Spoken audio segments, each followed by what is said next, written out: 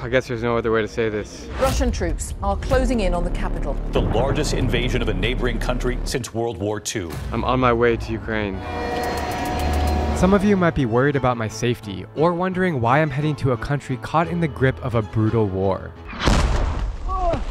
My mission is simple. I'm going to Ukraine to share stories of resilience and give a voice to the 40 million locals who dream of peace in their homeland. We are in danger. We are dying. Over the next 7 days, I'll be traveling 1,000 kilometers across the country, from the charming villages in the west to the dangerous front lines in the east, where buildings look like this and sleeping in bomb shelters is a necessity. Shit, we just heard a bomb check. The risks are real, but I believe that meeting eye to eye with local people is one of the best ways that I can support Ukraine in this fight. I hope to replace narratives of destruction with ones of solidarity. This journey will forever change how you see Ukraine. So the situation on this train is pretty crazy. It's 98% Ukrainians. Actually, the conductor told us that. It's chaos. When we got on the train, everyone was pushing around to get the seat. It's fully sold out. It's just a shocking reality. Like, it hits you in the face that you're going to war zone. That was a long night. I ended up sleeping okay, but the guy was snoring so loud next to me. Anyways, we're just 2 minutes away from arriving. I have no idea what to expect. I don't even know how immigration works, but sense adventure, that's for sure. Be careful. Be ready. Be positive. Be positive, yeah. I'm not scared. Are you scared? Yes, sure I'm scared. Yes, because every day bomb. After 15 long hours, we've officially arrived in Lviv. And it's beautiful.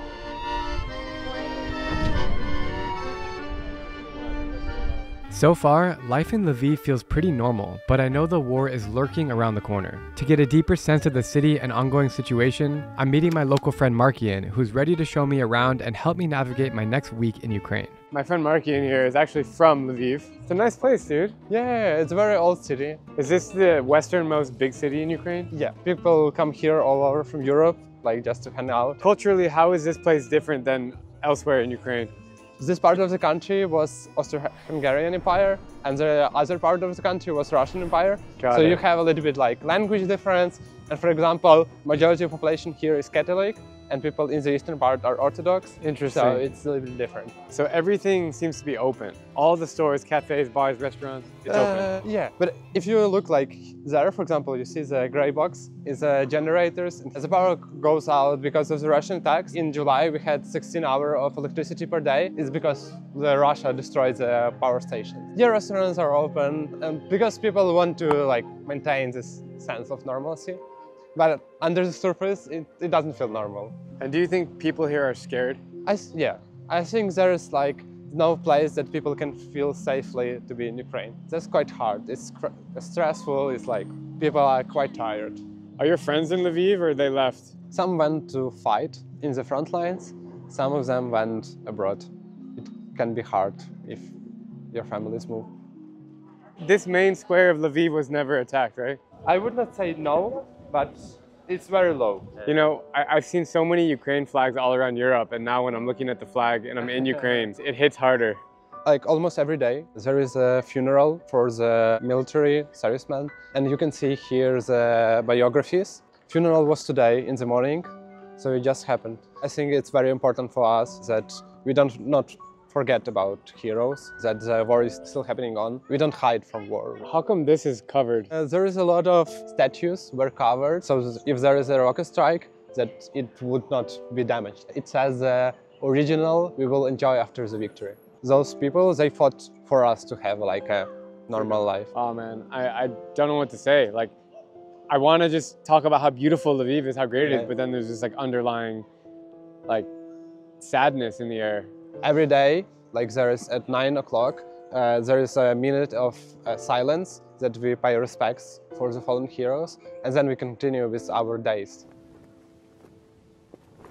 So during World War II, there was like a Ukrainian movement that fought both against the Nazi Germany and the Soviets, and they had like this tiny hiding spots. To get there, you need to know the password, and so one of them is here. This is where we're eating? Yeah, oh, it's a restaurant. You need to say Slava Ukraini to get in. Glory to Ukraine.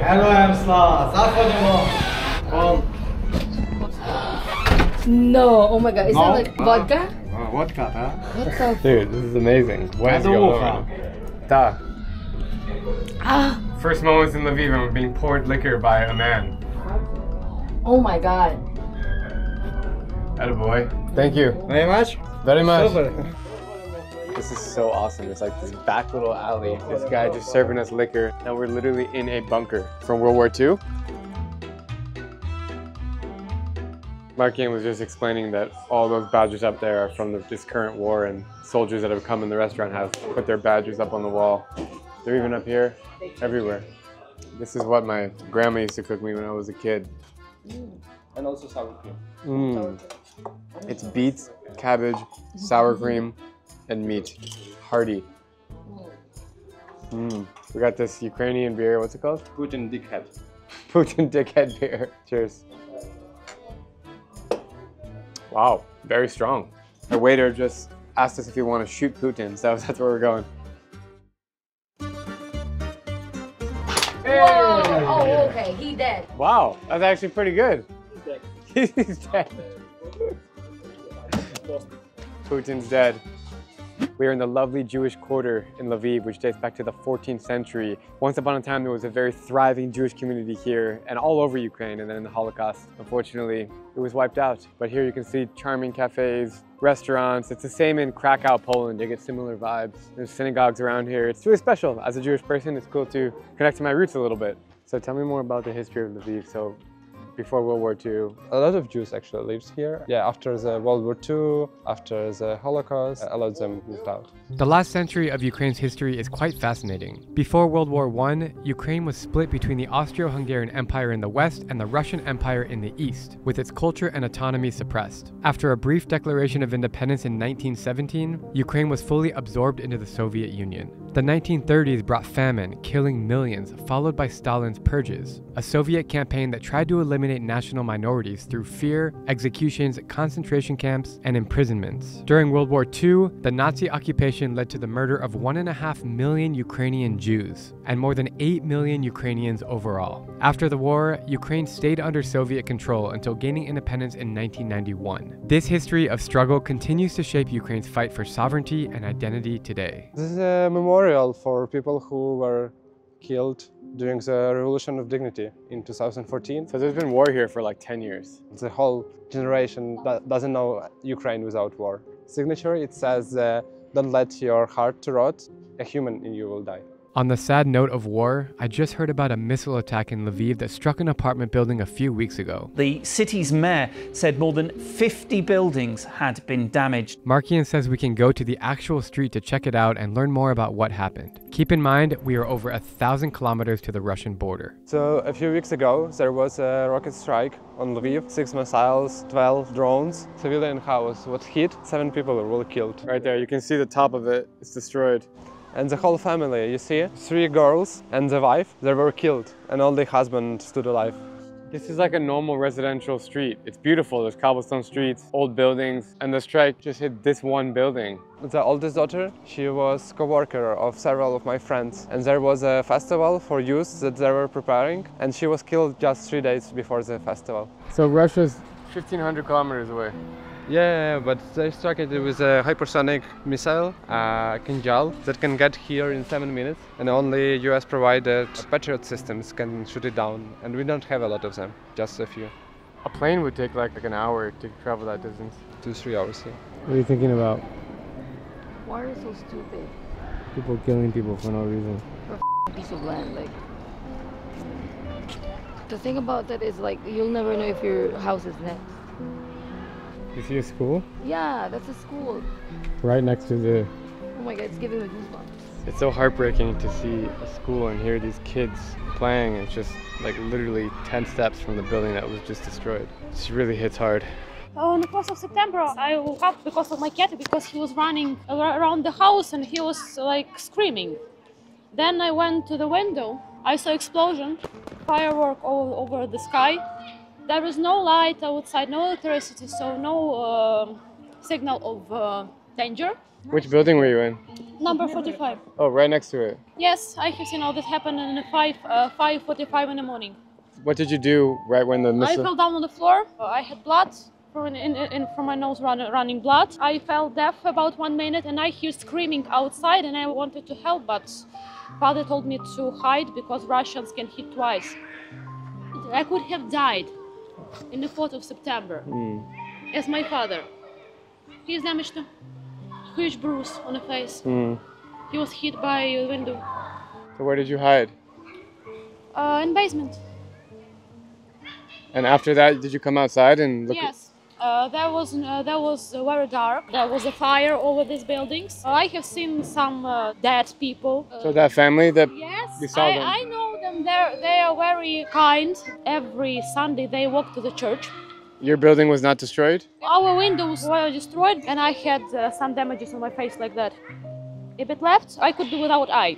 Thank you for sharing. I'm so sorry to hear all these things. The windows, building, this is not important now because the most important is human life, not some material things. And hearing screams outside when people are dead under the buildings, to see a lot of blood, this is, I can explain like, this is... I don't like Russia. I never liked them. I never thought that Russia is our brother country, never. Because the main aim of Putin is to take our territory. This is scary, this is disgusting. He thinks that we are still Soviet Union. We are not Soviet Union. We are modern Ukraine. Sometimes I received aggressively messages in social media from Russians. We will kill your family, you are terrorists, you are terrorists, you are Bandera, like that. Have you ever considered leaving here to go somewhere else? No, I don't want to go. I have to stay here. I have to help to recover my family from this all. I have to help to rebuild this country. Because if we all go abroad, what will be in Ukraine? There was no people. What we should do now? We should stay safe and stay together to rebuild country and to save it. Is there any last message you want to say to people about Ukraine? I want to say that it can happen in every country because we live in a very dangerous and in scary world. We are not safe in all our territory. In Ukraine, we are not safe. There is no place to save in Ukraine. So please understand us. We are in danger. We are dying. Russia is killing our children, our women, our men. We are suffering. We are suffering from 2014. That was one of the most emotional interviews I've ever done. It really makes you realize that all the problems that I have and you have are not really problems. These are serious issues, fighting for your life. You know, your car breaks down, you lose your phone, someone breaks up with you, you get fired from your job. These are not real problems. It's not life or death like what these Ukrainians are facing right now. Meeting strong, resilient people and women like her really puts things in perspective for me.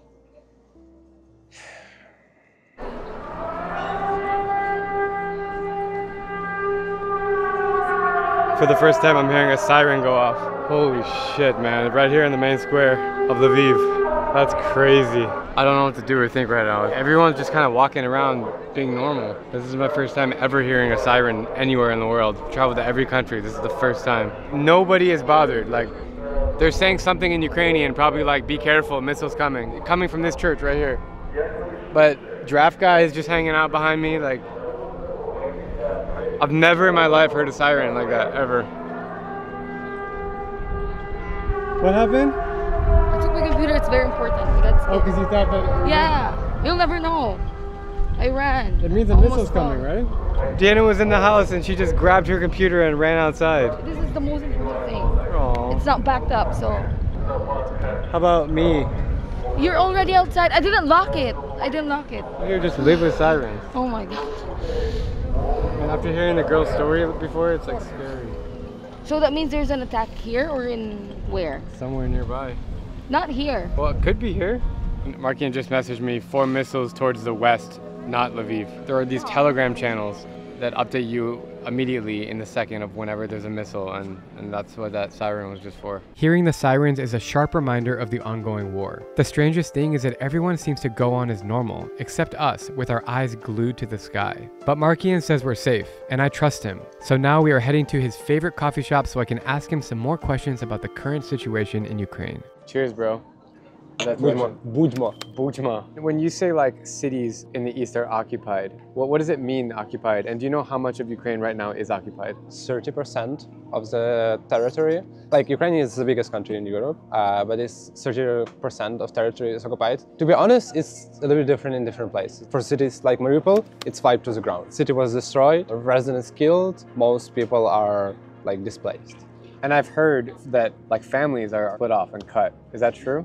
For example, my friends from Kyiv or from Kharkiv, it's so close to Russia, they have relatives in Russia.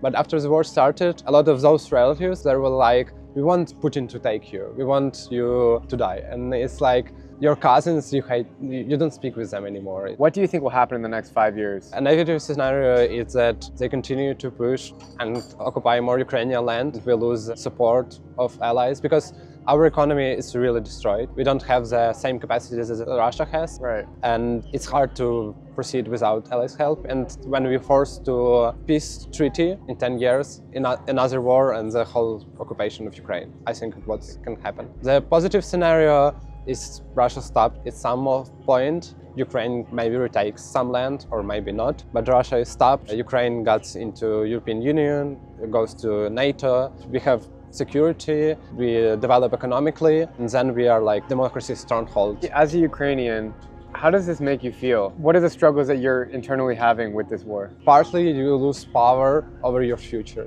Like we don't not plan for a year ahead, for 2 years ahead, because you don't know what will happen. You're really dependent on external factors. Like I started reading US news because it can be like one vote in the House of Representatives that decides that Ukraine loses the war.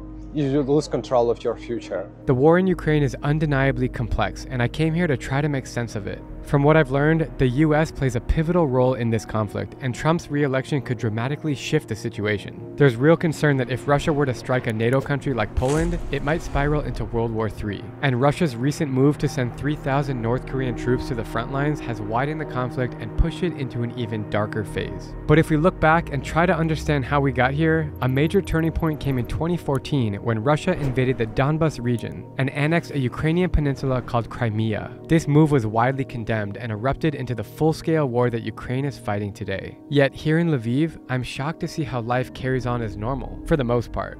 To say why it's normal is because the war is like 10 years and it's when you live constantly with it and it's somewhere close to you, but also you want to maintain the normal life. Like the kids, they're 10 years old, they don't know Ukraine without war, and it's happening all the time. And they also want like a normal childhood. I was just thinking about that earlier. Like, how would you explain to a child that there's a war going on? Like, it's hard. So these trees are really nice, like it's autumn. Yeah, it's nice to see the autumn. Usually it's like something beautiful, but also it feels that the winter is close. And because of the destroyed energy infrastructure, we are very afraid of the winter because it can be a very cold one. And you don't have heat? Heat, light, and it can like be really a new crisis. We are on our way to a Ukrainian rock concert because Markian said that one of the most famous bands is playing tonight. And we got tickets. We've entered this really cool like compound for nightlife. There's like warehouses, it feels run down. It has vibes like Brooklyn or Berlin. The concert is somewhere around here, but everyone's just kind of getting here, arriving early and chilling. This is way cooler than I expected. I'm excited to explore the nightlife here in Lviv. First order of business, beer. Dziękuję. Budmo. That is a damn good stout beer. What do you think about this venue? It is eerily quiet for a rock You'll concert. find a lot more. What is this venue like for? Anybody famous comes to Lviv and wants to do a cool event, it's here. I noticed that it's eerily quiet. Do you think that has anything to do with the war, or do you think it's just culturally? People, like, they want to be happy. I don't know how too happy. Like, you do a wedding, but you do it like more shy because it's war. It's like people don't do a lot of dancing, for example, at the weddings, because you need to balance it with what's happening in the country. What's the name of this band? The name of the band is like Antitela, it's antibodies. Basically, the guys in the band fought in the military, but also the revenue from this concert, it goes to the military. It's starting to get packed, so we should go inside. Yeah, let's go. What the is this? This is pretty cool. It's super lively all of a sudden. Good vibe in here. The music is awesome. Check it out.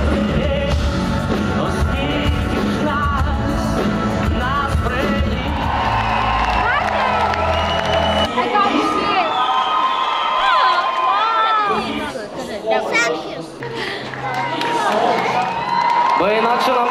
He's talking about his experience in the military and all the lives that were lost. It's super, super heavy. The song is about the cities that were lost.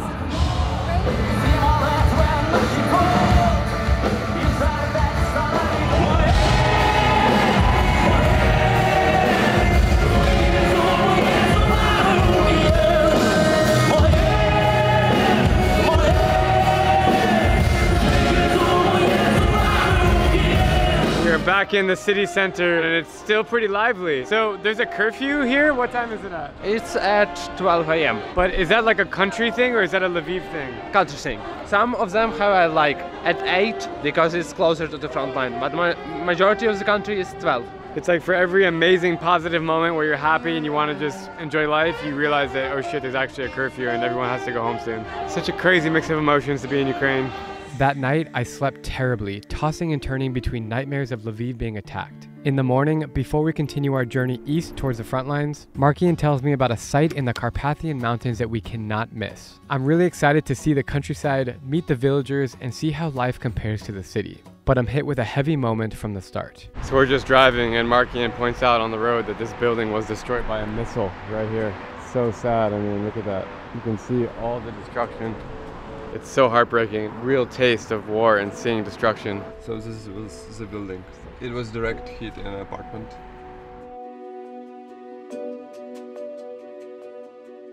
Markian is taking us on a hike this morning. Yeah, I just seeing the 800-old fortress, Tustan.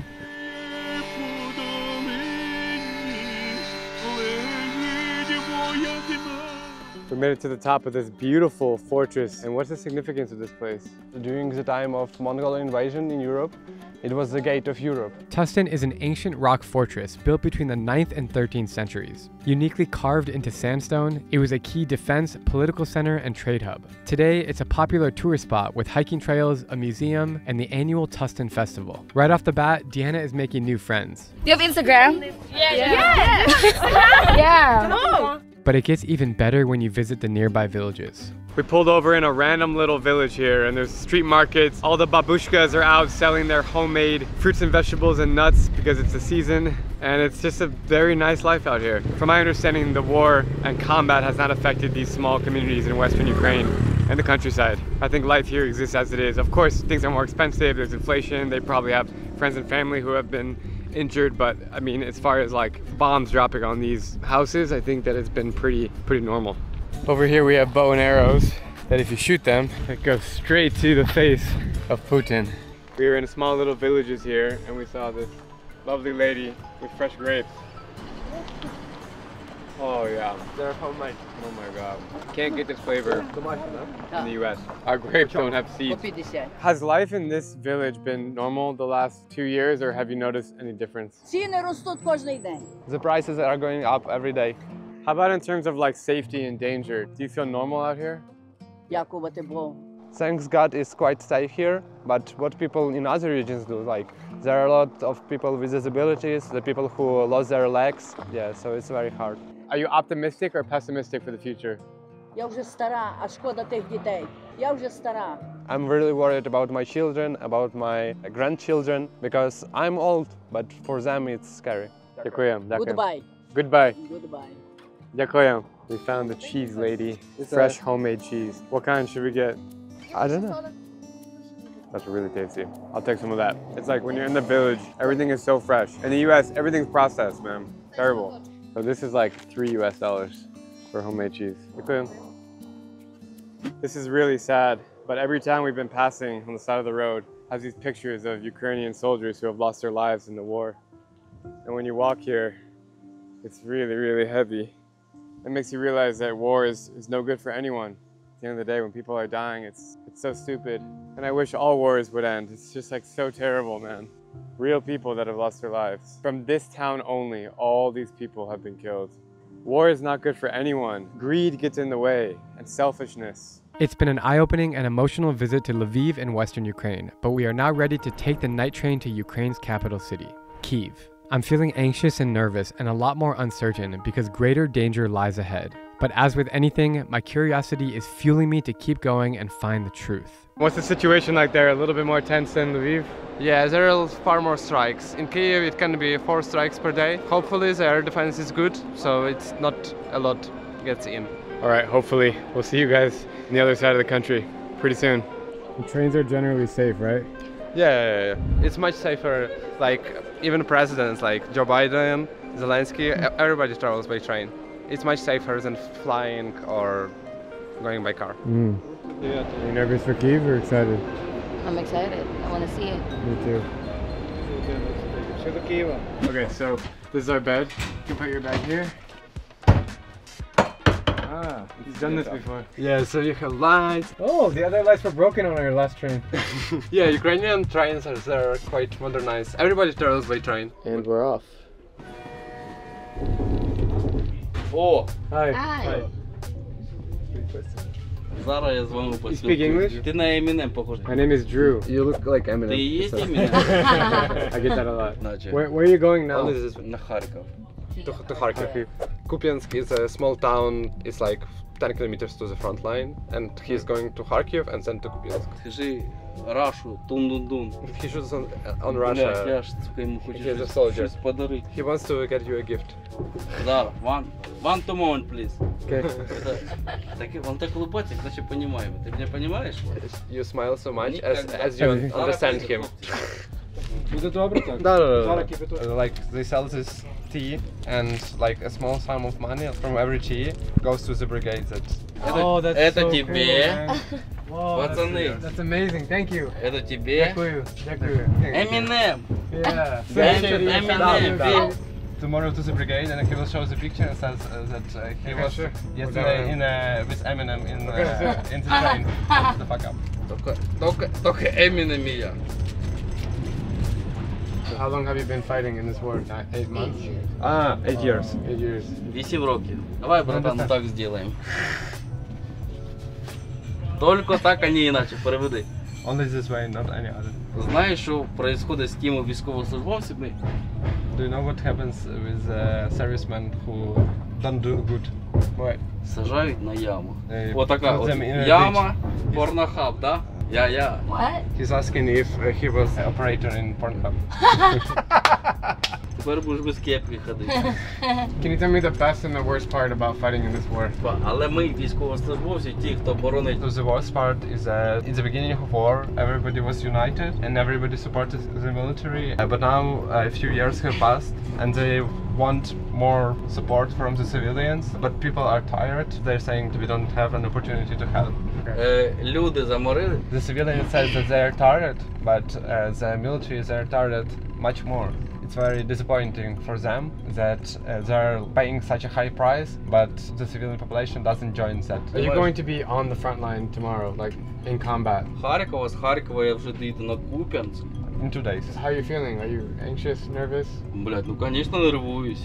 Yeah, obviously. And not only physically, but every time you go to the positions, it's very hard psychologically. You have a comrades that's dying on your hands, and then tomorrow you need to go to the position where your comrade was killed, and it's hard to continue this way.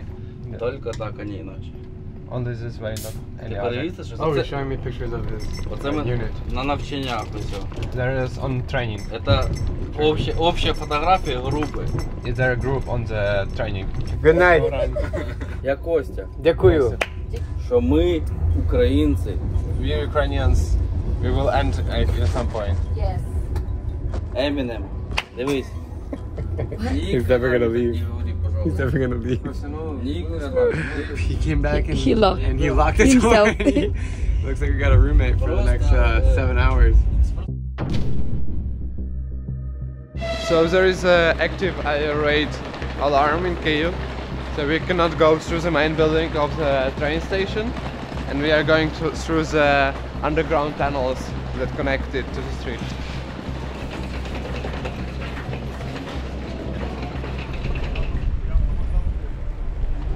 We just arrived at Kyiv main station and an air siren went off about 30 minutes ago. And so we couldn't actually exit through the main building. We had to go in an underground tunnel to get back up on the street level. It's just past 5 in the morning, so curfew just ended. So people are now coming back on the street. We just gotta get a taxi to our hotel right now and go back to sleep. It's definitely, already can feel more heaviness in the air being in the capital city of a country that is currently at war. Crazy. As I check into my hotel, I'm asked to sign a waiver that says if I die, the hotel is not responsible. This paperwork really sends a shiver down my spine. Checked into our lovely hotel, the Radisson Blue, and you can see the blue sky for sunrise. Very peaceful morning out here, calm. Gonna hit the hay for a few hours and be back ready to explore. So, Markian, what's our first stop? What is this building behind us? So this is the Golden Gate. Even before the Moscow was founded, this gate was here. It's the wall of the ancient city. Beautiful? Amazing. Feels normal. Yeah, it does. So far, everything here feels 100% normal, as if you would never know that we are in the capital city of a country that is at war. And in proximity, we're a lot closer to Russia than we were in Lviv. People are out and about, playing instruments, dancing in the streets. All the cafes are open, people just hanging out, sitting as if it's a beautiful autumn day. And I wonder if this vibe is going to continue throughout the day and in the different neighborhoods that we're going to explore. The thing that I enjoy most about Ukraine is the spirit of freedom. The way how, let's say, unhinged we are. We're very straightforward. We just enjoy the life as it is, even though it's times of the war right now. I think Ukrainian culture is just such a big array of joy that you could explore. When the full-scale invasion in February 2022 started, I was on my exchange in Glasgow. I had only my family here back in Kyiv. It was very scary because there was nothing I could do to help my family. Coming back right now, I feel way more relaxed and safe than I was abroad. Not in the physical sense, because there are still air raid alarms going off. No city in Ukraine is safe right now because you cannot expect the pattern that Russian armed forces follow in their missile attacks. But compared to the near border territories, it's way safer. But you should be cautious every time.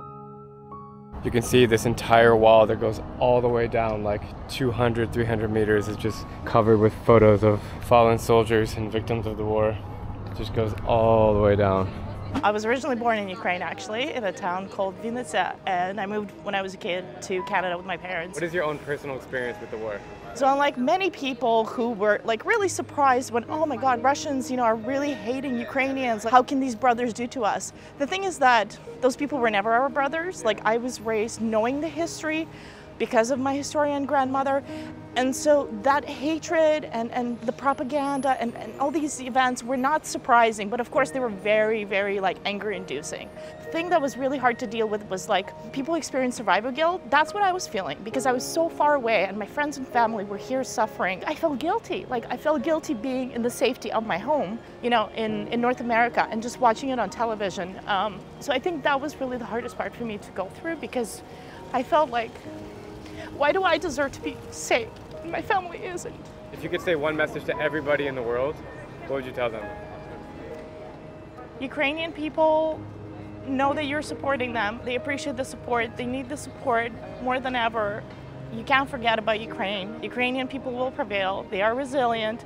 They are brilliant. They have so much to contribute to the world, and I really hope a lot of people will get to visit Ukraine when Ukraine finally wins and can rebuild and be better than ever. So far, the people in Kyiv have been incredibly open and eager to share their stories. I've never met a community so passionate and strong in my life, and it really gives me hope as I continue to explore and meet locals. We're in a beautiful part of the city called Landscape Alley, where there's cool architecture, everybody hanging out, and bubbles. This arch behind me symbolized the friendship of Russia and Ukraine, but obviously in wake of the last few years, they put a crack on the top of the arch. Very, very symbolic. We have found the nightly hangout spot right under the arch. The view's overlooking the city. Everyone's just hanging out, seeing the city lights come up. And just in a few hours will be curfew and everybody will be home in bed sleeping. Yes, those are rockets. How do you know? Are you sure that sound is a rocket? It's 1 in the morning and there's an air gun going off. Listen to this.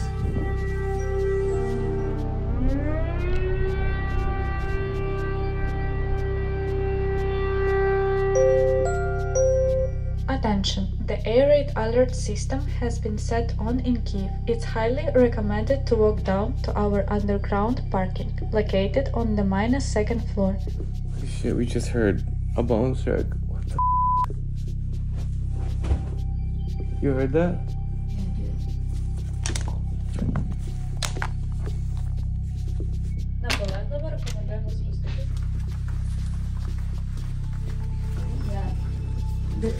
Like, there was an explosion just like 2 minutes ago here.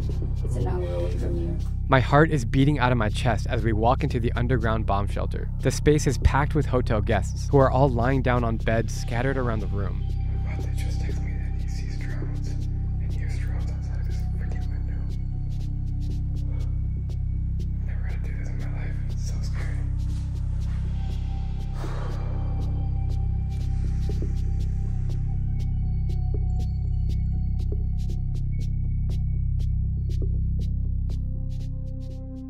That was the most bizarre experience I've ever had. It's now 6:18 and everyone's going back up to their rooms. Oh, I didn't sleep at all. Every 20 minutes, the alarm went off. Good morning, it is noon. I didn't sleep until like 6:30 a.m. because of these attacks, and I texted Markian actually. I asked him last night, were there more attacks than usual in Kyiv? And he said, absolutely. In many ways, 71 drones were shot down out of 73. It was really scary last night, but we made it out okay. Really, I've never had a night like that, ever. Was that a restless night, babe? It was the most restless night ever.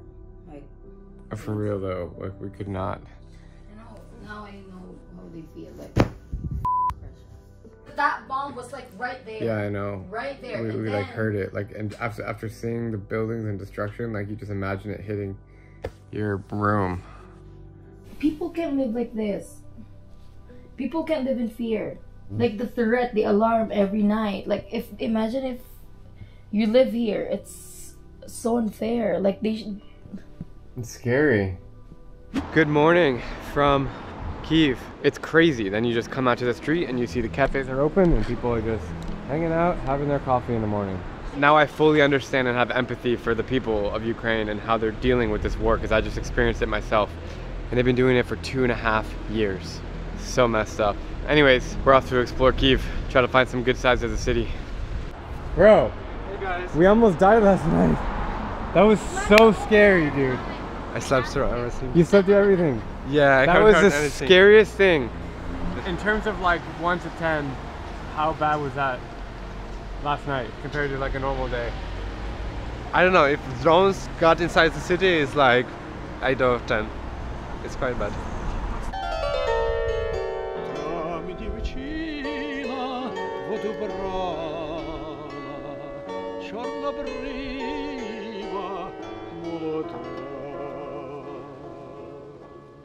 This is what I mean by Kyiv is one of the most beautiful cities in the whole world. Behind me is St. Sophia's Cathedral. It's the oldest cathedral in Eastern Europe, and in my opinion, the most beautiful. Look at the golden domes, the shrines, the beautiful teal architecture, all the different layers. I'm just so blessed to be able to be here right now, and even though the country's struggling, I still think it's so important to appreciate the beauty that exists here in Ukraine. Even before the war, way before all the attention was on this country, it was somewhat unknown to the Western world. Like, nobody really came to Kyiv. Everyone would go elsewhere in Europe, but damn, look at this. Last time I was here was 9 years ago, a month before I met Deanna, and now I'm in the exact same spot. Hello. Hello. You enjoying? Mm-hmm. What do you think about Kyiv so far? It's beautiful. It's It's really beautiful. No words. When you just walk 10 minutes away from St. Sophia, you've entered this amazing world of another church, which is called St. Michael's. This one, as I understand, was rebuilt. Yeah, it was destroyed in 1933 by Soviets, just blown up. It was rebuilt in the 90s because it's such an important symbol for Ukrainian history. Kyiv is so beautiful. It's a pleasure to show you guys some positive angles of Ukraine because it's so amazing here. Thank you for coming. Of course, it's bro. Great. Absolutely. You know, I gotta be honest, like, it's way more normal in Kyiv than I expected. I feel for the people though, like, imagine if in your hometown there's war happening. Are you just gonna sit inside your house? Or are you gonna try to go around town and be normal? Go to coffee shops, hang out? What I'm seeing so far in Kyiv is exactly that. And it is pleasant to see. I mean, the city is charming and beautiful, and I'm glad that it can still hold its charm through these dark days. Look at the way the sun hits this church behind me. Stunning. And just like that, we turn a corner and are struck by something heavy. So basically every town, every city in Ukraine, it has its alley of heroes to commemorate the fallen soldiers who were killed in action. Because it's very important for us to remember we paid a very high price for freedom and we value it.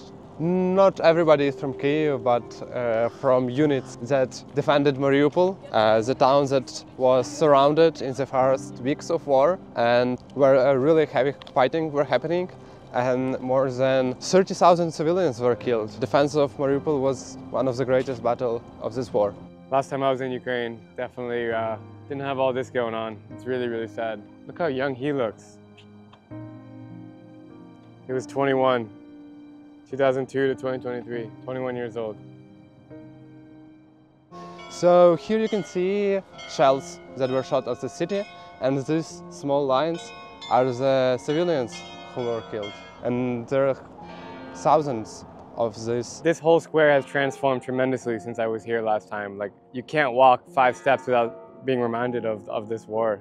Every person who has a lost close friend or a relative, they come here and they leave a flag or they leave a photo. I can see like a photo of boyfriend of my friend. It was 2 months ago.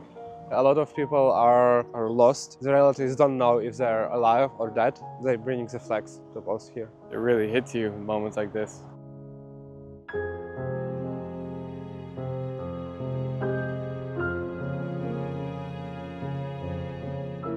Well, this is one of the most visual and disturbing monuments I've ever seen. And there's only going to be more and more people that have lost their lives until this disgusting war is over. Where are these tanks from? The Russians planned to take the Kyiv in 3 days, and at the beginning of war, they were really close. They were almost 5 kilometers from Kyiv. The Ukrainians fought back, and this is all the equipment that was burned down just near Kyiv. And they just brought them here to put in the main square to show people? Yes, it's a pride that we have destroyed them. And how about this green car right here?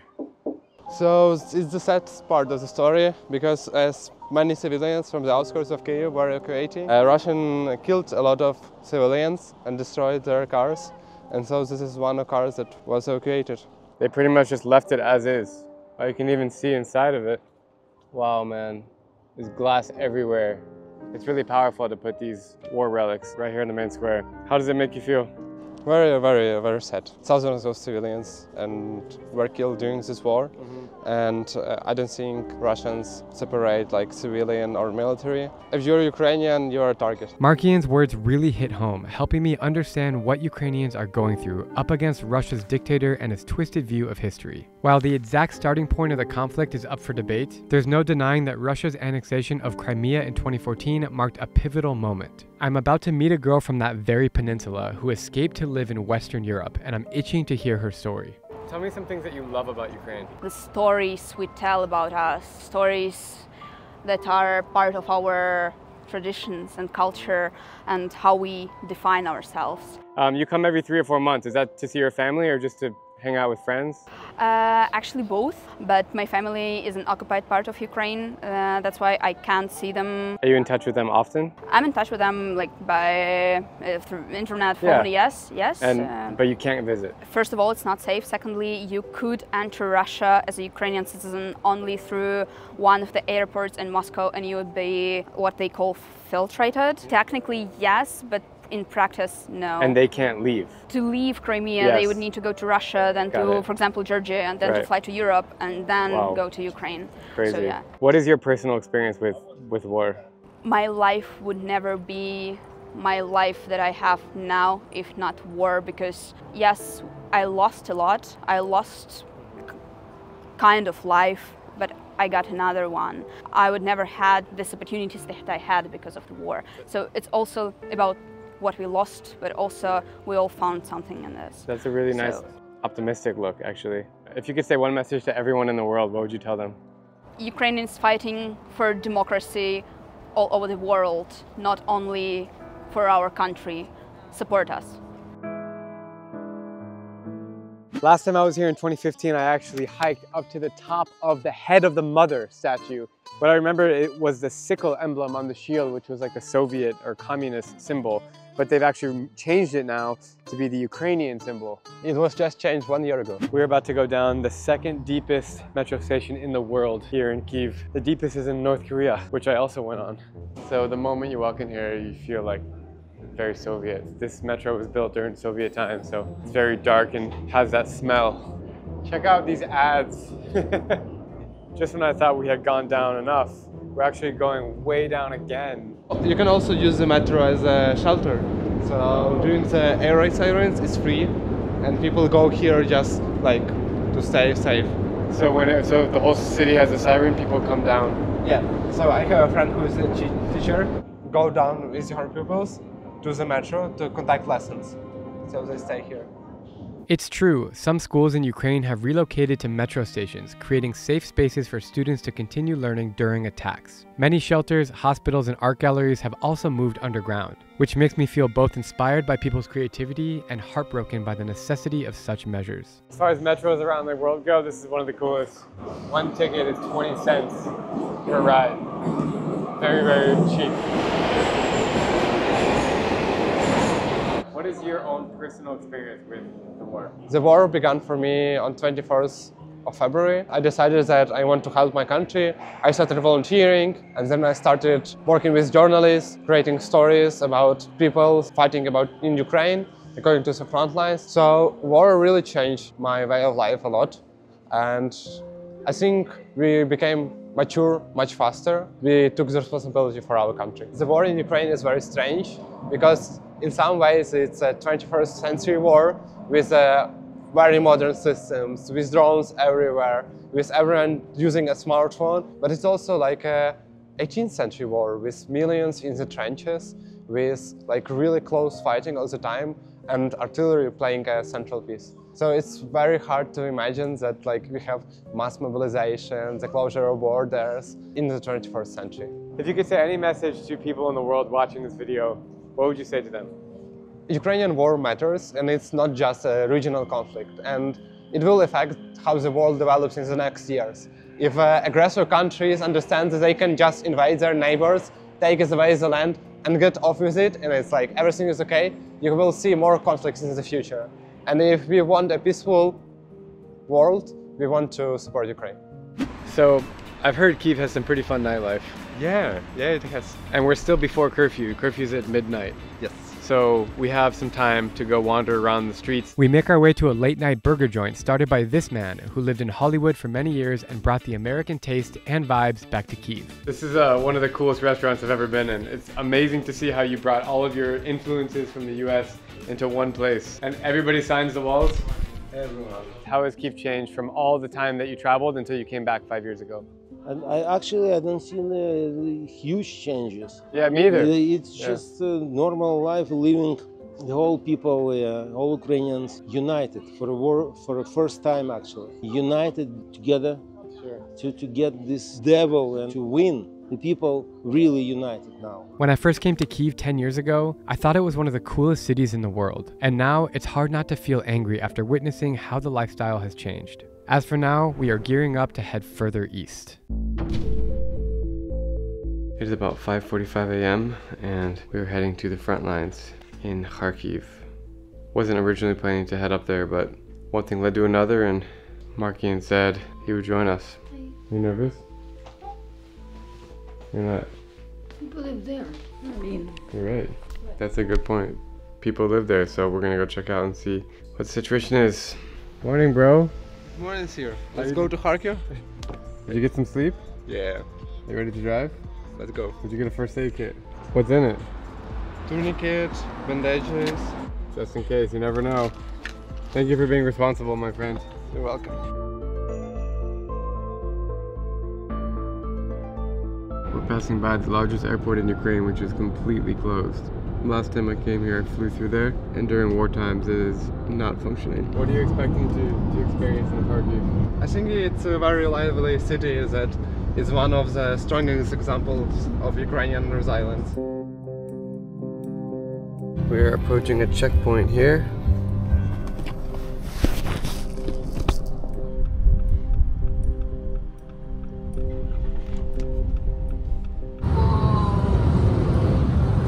Tank. We are good. All good? So we're here in Kharkiv region now.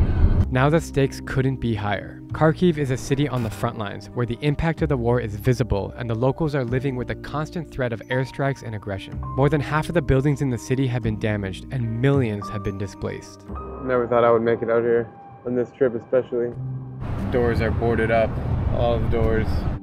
We've crossed like all of Ukraine. This has changed quite a bit. It feels very different here architecturally. Very clean, extremely clean. It's bombed. This is bombed. Oh my god. That's the alarm. Emergency alert. What's that? What does it say? The military administration alert. You need to proceed to shelter. Now. No? Oh shit. Okay, this is mine. Happened to you now. Should we find a shelter? I don't know. It's like the alerts in Kharkiv. It's 20 hours. So if you see on the street, people are just going on with their lives because it's almost impossible to follow each one. It's very hard to spend 20 hours per day in the shelter. Yeah, I mean, I do see people out and about, but it seems like things are closed. We only have today to spend in Kharkiv. We have to get back to Kyiv by night, because if we arrive at 12:01, which is 1 minute past curfew, they won't let us in the city. So we're on a very strict time schedule. But first impressions, this place feels dead. There's not life like you could find in Kyiv. I mean, it's almost noon right now, and pretty much it's empty. We're kind of in one of the main parts of town. I'm anxious myself to see what we're going to discover. We're going to be meeting up with a friend of a friend here pretty soon. Going to try to stay positive through this whole day. You can see here a picture of the city administration district just right here in a coffee shop. It's so sad, there's just relics everywhere. In a beautiful coffee shop like this. So how many times have you been to Kharkiv? I would say 4 or 5. Only before the war, actually. So you haven't, so it must feel different now than last time? Yeah, it feels different. You can see more military and less young people. Kharkiv was a student city. It was like 200,000 students. This entire cafe is female. Because of the war times, a lot of their male counterparts and just males in general have to be fighting. Have you noticed that a lot of the streets are more dominated by women? Yes, you can notice it on the trains, on the streets. For example, in small towns, mining towns, women are now in the coal mines. Is it true that you can't travel in Europe? Like women have the freedom to cross the border into Poland? Any female? Yes. What is the situation like for men? It's more complicated. The general law is that men from 18 to 60 are not allowed to leave Ukraine. But there are some exceptions. If you have 3 kids, or you have a disability, or you have a person with a disability you care for, then you can cross the border, but otherwise, no. Imagine a situation where you're literally trapped in your own country, which is at war. If you're a single male without 3 kids and don't have a disability, you can't leave at all. You can't leave. And you don't know when you will be able to leave. Yes. What's the current status of Kharkiv? Everybody was very scared for Kharkiv at the beginning of this year because Russians were preparing an offense, a new one, because of deliveries of US aid were stalled. The Ukrainian army was in bad shape, and they're still very close. It's still there, very heavy fighting close to Kharkiv. Are you nervous to be here? Actually more happy, because I really wanted to visit it city so long. It's one of the most beautiful cities, and I really loved it. It's great to be back. Great to be back. We just took 3 steps outside of the coffee shop and we see this completely destroyed building. Like, I haven't seen buildings destroyed like this since I was in Syria back in 2019. Absolutely horrific. It looks like pieces of this building are about to fall off above me. It's devastating. Isn't that crazy that we were just eating? We didn't even notice that it was could have been that coffee shop while we were there. Right. Or, I mean, it's crazy. Have you ever seen destruction like this? No. So sad. I mean, not from bombs. Like bombs. I can't believe what we're seeing right here. It's heavy. What happened here in this building? It was a massive shelling, January 23rd. It was the most massive shelling in Kharkiv during the whole full-scale invasion. What's the situation like right now in Kharkiv? Living in Kharkiv, it makes you like numb to everything. Like, okay, one rocket, okay, like one bomb. That's okay. Like, oh, this bomb is just ruins all my plans because I cannot go to office because I have to be in the underground to hide from it because it's flying directly to me, like to my neighborhood. I guess, yeah, but that's how we live. Do you wake up every morning feeling scared of what today brings? No, I feel maybe hope. Okay, I hope there will be no rockets. Have you been really close to rockets? Like you've seen them nearby? Yes, in Kharkiv, I saw only Iran's drones, like kamikaze drones. I don't have any words to say. I mean, it's incredibly sad, and I'm so sorry that you have to live through this terrible situation. But thank you for sharing. I came here to try to meet people like yourself and talk about what's going on. That is very important. Thank you so much. Of course. That is very important. Is life here normal? I mean that in Kharkiv, normal becomes something strange. I feel that I become more anxious. It's an unstoppable process to check the phone for alerts. I try not to be too messy with security. Some things to escape, for example, I have my bag prepared with documents and all this stuff. I believe that it's important to live your life as intense as possible. I feel that if there are some doubts, you should get rid of them just because having them hinders you from enjoying your life and exploring your bravery.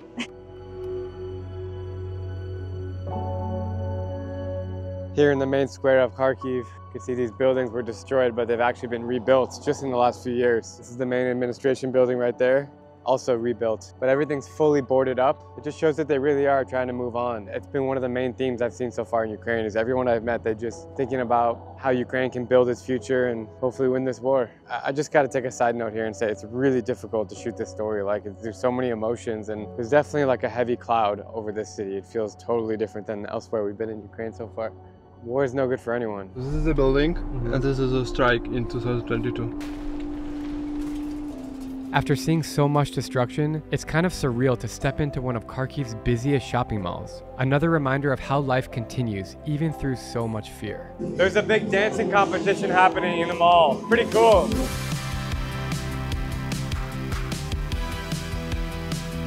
Did you ever think you're going to be at a dance show in Ukraine? It's way better than Dancing with the Stars.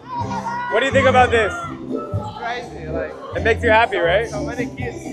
I got to admit, it's really amazing and festive in here. I did not think I would see these things in Kharkiv. It gives me the goosebumps just being in this room right now.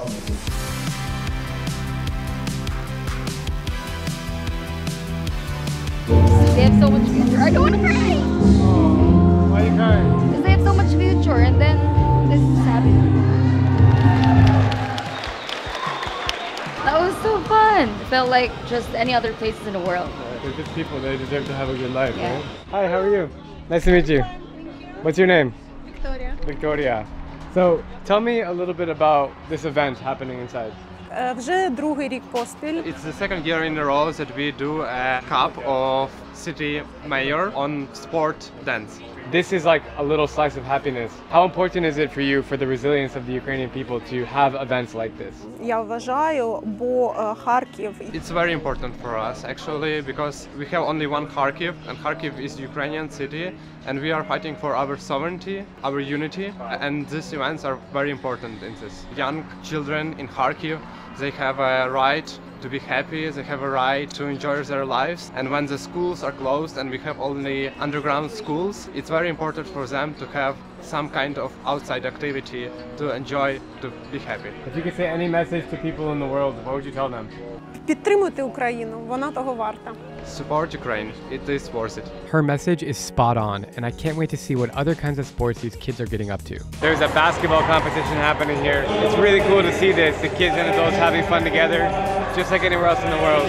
Everybody loves a good game of basketball. It's a global sport. We are now meeting up with Dmitry, who was born and raised in Kharkiv and hasn't left since the war began. He started an NGO to help rebuild his city, and I'm curious to hear his perspective on everything. I understood that full-scale invasion is started. I heard all the strikes. I come to my parents. First 3 days we really high in the bomb shelters, but after I understand that we need to organize some volunteer activity to help our people. So we start a humanitarian line. We help with hygiene, food kits. We help young mothers. So you started this right after the initial strikes happened? Yes. What can you tell me more about the organization that you started? With Yas Council. How do you raise money? Who donates? All cities help us to collect money. They send us and we buy foods. As UN started to help us, our mayor done a good job. Tell me about your feeling right now in Kharkiv.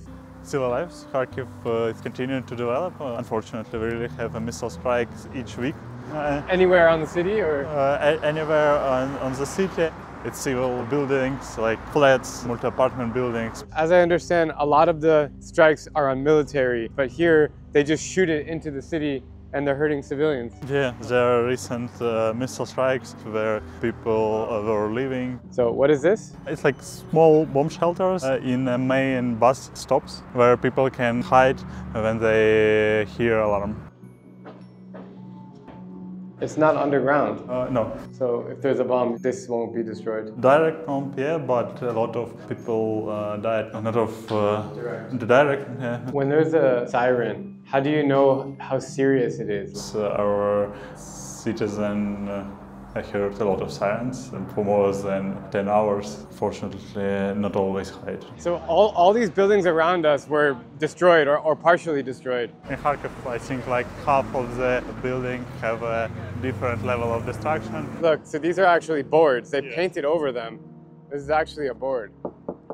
In some districts, for example, there's no apartment buildings, schools or hospitals without destruction. Unfortunately, our enemies focus on our businesses because they try to destroy our economical. But as I always tell, our business is heroes too, because they help our economic to develop. They're still working in Kharkiv. Restaurants, barber shops, cafes were here before missile strikes. Now they're gone. And look, there's a popular Yes, it's one bar. of our popular George. bar. Just 2 weeks ago, Yeah. there was a strike right here. This was a hotel? Yes, you can see two hotels. It was our biggest and the main hotel. It's these hospitals which were damaged too. Hospital and the hotel. And we're right next to the main square of the city, right? Yeah. This hospital was destroyed 2 weeks ago by a strike. It's still functioning, but just without windows. We're now getting closer to the front line, just 20 kilometers away. As we approach, the damage is impossible to ignore. The school was completely destroyed. When the Russians first invaded Kharkiv, they actually set up a station here, a base in this school. And then as soon as the Ukrainians found out, they bombed the hell out of it. And this is the remains of the school. You can even see the soccer field in the back. I feel bad and angry and I don't know. Sad? It's very sad. Just outside the school is a playground, there's a soccer court, and there's even homes right here that are not destroyed. This was like a hallway for them. So sad, right? Isn't war terrible? It's terrible. It's a school, Drew. Well, and they got ambushed. They didn't know that they were coming. What kind of human on earth would do that thing? So terrible. You may remember the news when a whole shopping mall was destroyed. Well, this is the shopping mall.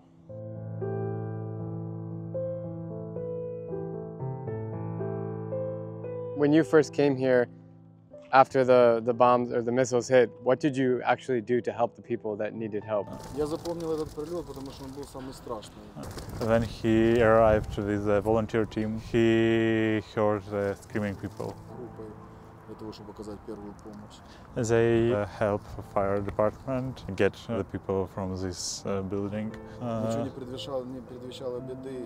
was a weekday, daytime. Citizens make like shopping as they hit this center. This building behind me was struck 4 days ago. I'm having a really difficult time comprehending all this. I mean, it's just like a beautiful neighborhood, people still walking around, and then this, that's the kitchen. You can see the appliances still in there. You can see clothes hanging from the wire. Was there any particular reason why they targeted this? and there were no civil building. More than 3 civilian people died. 40 people have a different level of injuries. What are your thoughts? I don't know, it's really crazy how the whole building collapsed. It's like whole lives that they living in this apartment, whole small objects, kids' photographs, and it's all gone in one moment. I think this is the most disturbing I've seen of any destruction. Smell of gunpowder and fire inside of these buildings. You get the feeling like when you're sitting inside the house and the explosion comes and you freak out and don't know what to do. Like, that's what people in this building just experienced 4 days ago. It's really, really, really, really hard to comprehend and to document. How does this make you feel? There's no words, to be honest. Oh my god, I'm having goosebumps. I need to get out. Look, this is the front door to someone's house. Like, you can't even begin to understand and comprehend what the hell happened. It's crazy, this entire district that we're in on the outskirts of the city has been demolished. All these buildings are just gone. It's so freshly just happened. You can see like clothes hanging in the street. You can see stuffed animals that are just right here, like as is. It's the most eeriest thing ever, and it's really, really, really tough to be here right now.